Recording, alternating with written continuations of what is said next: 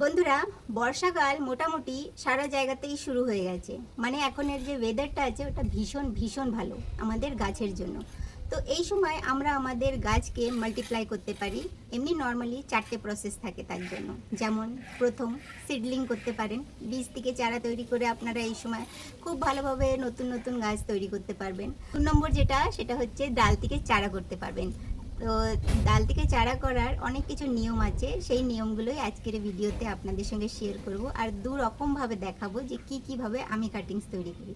3টে প্রসেস হচ্ছে গুটি কলম করা যেতে পারে, আর হচ্ছে এর লেয়ারিং যেটাকে বলা হচ্ছে গুটি কলম। তাছাড়া 4 নম্বর হচ্ছে আপনারা গ্রাফটিংও এই সিজনে করতে পারবেন। তো ভীষণ ভালো ওয়েদার, একটুও মিস করবেন না। যদি আপনাদের কাছে সময় আছে তাহলে এই সময় আপনাদের বাগানকে কিন্তু খুব সুন্দরভাবে গাছ মাল্টিপ্লাই করুন। তবেই আপনারা দেখবেন আপনারা একটা গাছ কিনে নিয়ে আসছেন, সেটা দিয়েই আপনারা অনেক গাছ তৈরি করতে পারবেন। তো আলাদা আলাদা ভ্যারাইটিসের গাছ আনলে দেখবেন আলাদা আলাদা রকমভাবে আপনারা অনেক ডাল থেকে চারা করতে পারবেন। তার জন্য ডাল থেকে চারা করার জন্য যেটা সবথেকে প্রয়োজন জিনিস, এই টুলসটা কিন্তু আপনাদের কাছে অবশ্যই থাকা দরকার। তবেই আপনারা কিন্তু খুব সুন্দরভাবে ডাল থেকে চারা করতে পারবেন। অন্য কোনো টুলস দিয়ে কিন্তু ডালটা যখন কাটতে যাবেন ঠিকভাবে কাটবে না, আর ঠিকভাবে না কাটার জন্য কিন্তু আপনার ডাল থেকে চারা তৈরি হবে না। আর আপনার পুরো কষ্টটা, যেটা হার্ডওয়ার্ক আপনি করছেন, সেটা পুরোপুরি ওয়েস্ট হয়ে যাবে। তো যার জন্য এরকম একটা টুলস অবশ্যই কিনে আনবেন, যে আপনারা এরকম টুলস দিয়ে ডাল থেকে চারা করতে পারবেন। এই টুলসগুলো অনলাইন অফলাইন দুটোতেই খুব সুন্দরভাবে অ্যাভেলেবেল আছে, আর দামটাও অনেকটা বেশি নয়। 200 টাকার মধ্যে আপনারা পেয়ে যাবেন। 200 থেকে 250 টাকার মধ্যে আপনারা যে কোনো নার্সারির যেখানে জিনিস পাওয়া যায় সেখানেও পেয়ে যাবেন, কিংবা আপনারা যদি অনলাইন দেখছেন সেখানেও পেয়ে যাবেন। তো সবার প্রথম এরকম টুলস পেলে তাকে স্যানিটাইজ করে নেবেন, নাহলে ভালো করে ওয়াশ করে নেবেন। ধুয়ে নেওয়ার পরে তারপরের যে প্রসেসটা সেটা এখন দেখাবো।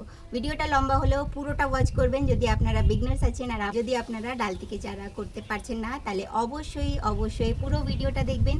আর আরেকটা জিনিস বলে দিচ্ছি, যে দুটো প্রসেস দেখাবো বলেছি।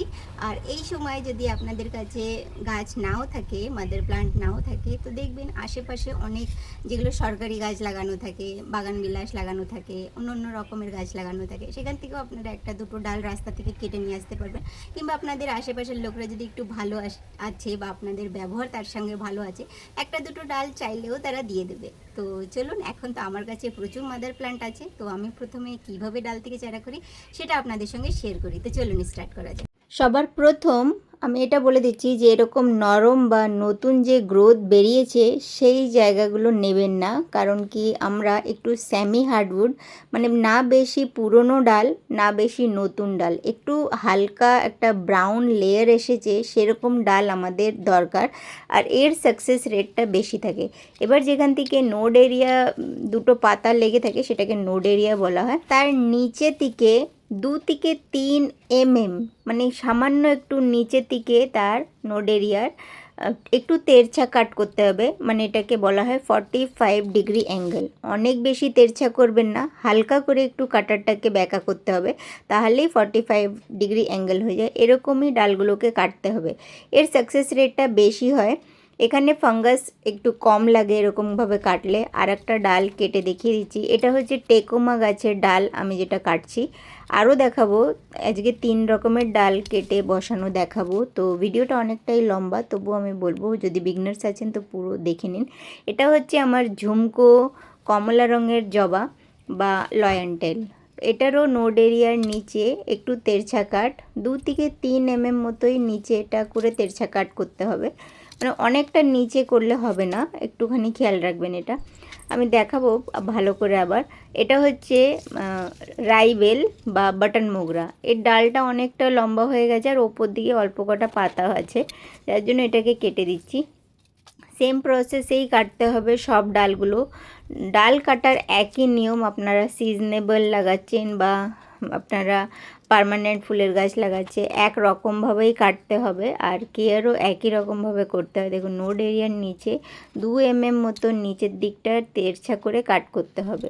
এবার দেখুন, আমি এখানে টেকোমা, যেহেতু আমরা নিচের দিকটা ঠিকভাবে কেটে নিয়েছি, সঙ্গে সঙ্গে যদি ডাল বসাচ্ছেন তাহলে আর একবার কাটার প্রয়োজন নেই নিচের দিকটা। তো ওপরে আমি সব পাতাগুলো সরিয়ে দিয়ে এখানটা সোজা কাট করতে হবে। মাঝখানে মিনিমাম 4টে কি 5টা নোড এরিয়ার জন্য অবশ্যই থাকে। ঠিক আছে, এই দেখুন এখানে কেটে দেখিয়ে দিচ্ছি, পাতা দুটো সাইডের কেটে দিয়ে এখান থেকে 2 mm মতো নিচের দিকটা করে একটু তেরছা কাট, অনেক বেশি তেরছা না, একটু তেরছা করে কাটতে হবে। এইভাবেই সব ডালগুলোকে কাটবেন। দুরকমভাবে ডাল থেকে চারা করা দেখাবো, তো ভিডিওটা দেখে নেবেন পুরোটা, যে এই প্রসেসটা আমি অনেকবার শেয়ার করেছি, ওই প্রসেসটাও শেয়ার করেছি। এটা হচ্ছে টেকোমা গাছের ডাল থেকে ডালগুলোকে কাটা হয়েছে। এবার হচ্ছে রাইবেলেরও দেখে নিন, পাতাগুলো একদম উপরের টপে আছে, নিচে কোনো পাতা নেই, নিচের দিকটা ঠিকভাবে কেটে নিয়েছি। সেম প্রসেসে 4 থেকে 5টা বা 6টা নোড এরিয়া যেন থাকে, 4টে 5টা থাকলেই হবে। মিনিমাম যে কাটিংয়ের সাইজটা সেটা নোড এরিয়ার ওপরেই ডিপেন্ড করে, যেহেতু 4টে 5টা নোড এরিয়া দরকার আমাদের।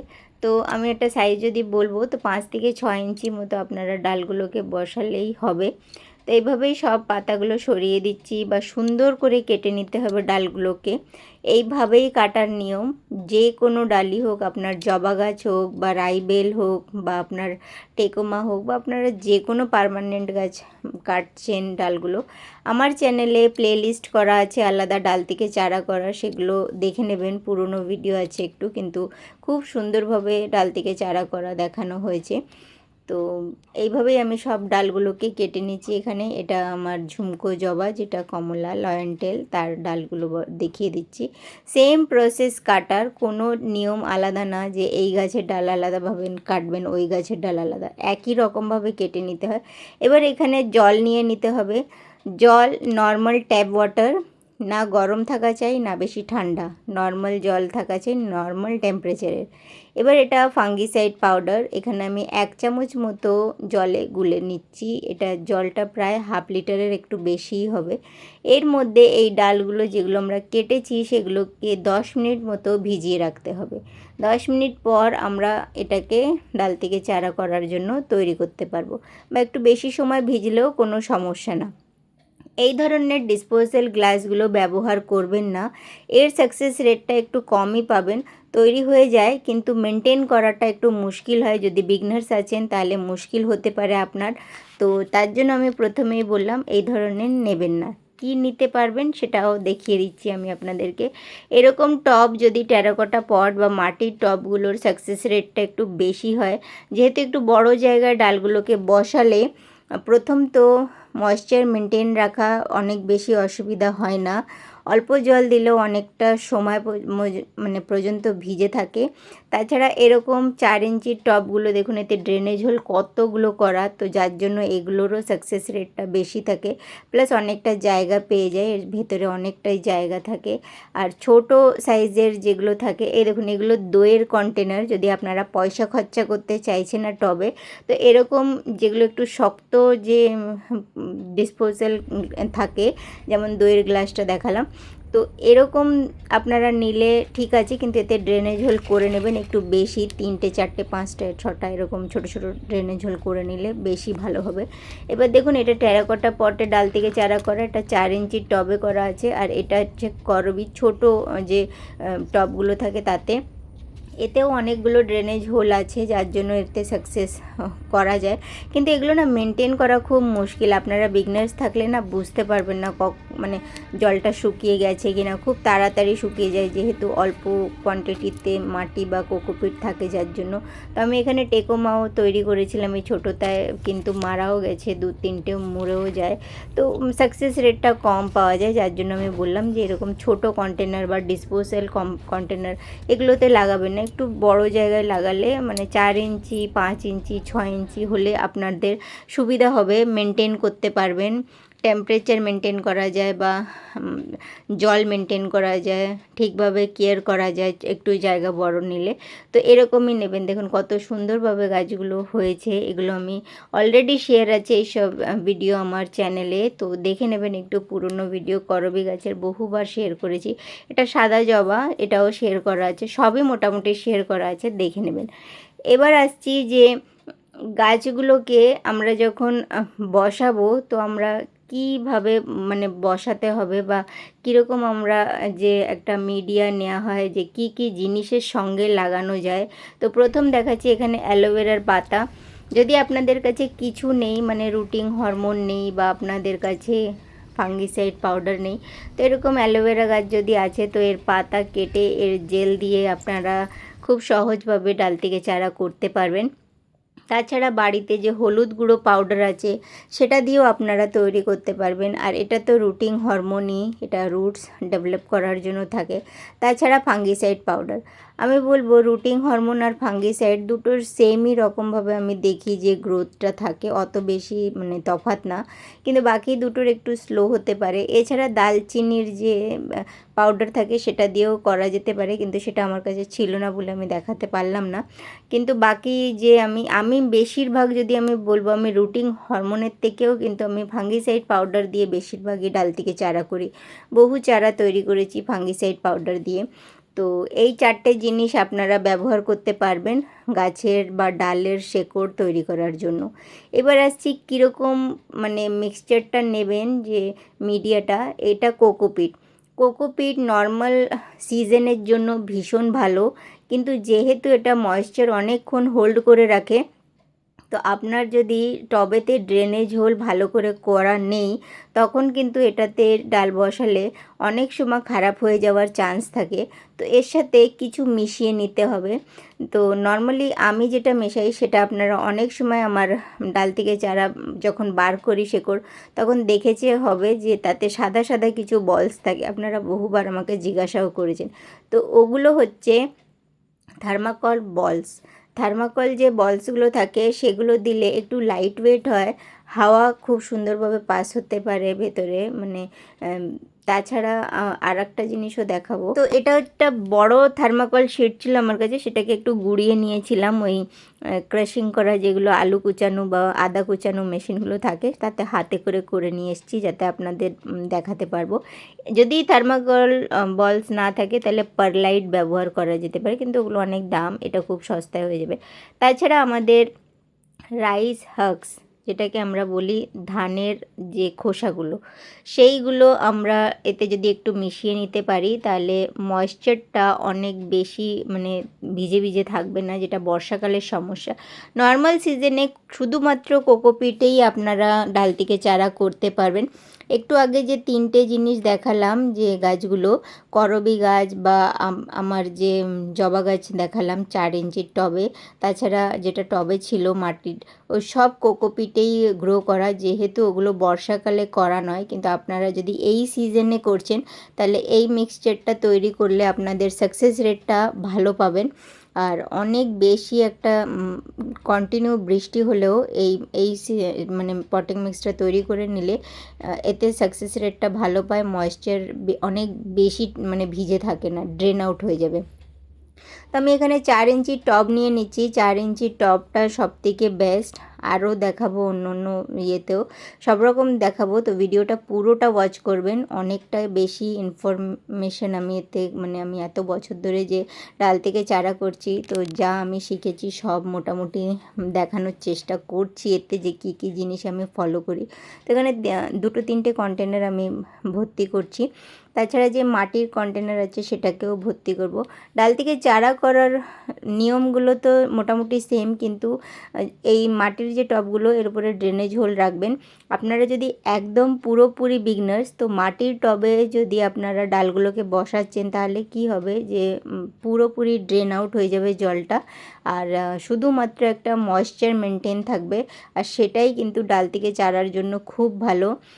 তো আপনারা যদি একদম বিগনার্স তাহলে এরকম মাটির টব নেবেন, 6 ইঞ্চির টব নিলে যথেষ্ট।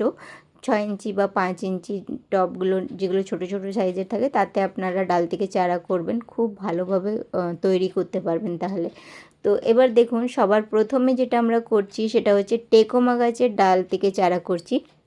তো আমি এখানে ফাঙ্গিসাইডের যে পাউডারটা নিয়ে নিয়েছিলাম প্রথমে, তো সেটাতেই একটু 2-3 ফোঁটা মতো জল দিয়েছি। আর অন্য কোনো স্টিক আমি এখানে চামচ দিয়ে এর মধ্যে গর্ত করে নিয়েছি। ডাইরেক্ট আপনারা ডালগুলোকে বসাবেন না, আগে কোনো স্টিক দিয়ে হোল করে নেবেন। দেখুন নোড এরিয়া অবশ্যই যেন এই কোকোপিট বা এই মিক্সচারের মধ্যে যেন যায়, কারণ নোড এরিয়া দিয়েই আমাদের নতুন শিকড় হবে। আর ডালগুলোকে উল্টো বসাবেন না, মানে গাছের দিকে যেটা নিচের দিকে ছিল সেটাই যেন এই কোকোপিটের মিক্সচারের মধ্যে যেন ঢোকে, আর ওপর দিকটা ওপরেই যেন থাকে। ডাল থেকে চারা উল্টো বসালে কখনোই সাকসেস রেট আপনারা পাবেন না, আর আপনার গাছগুলো পুরোপুরি মারাই যাবে।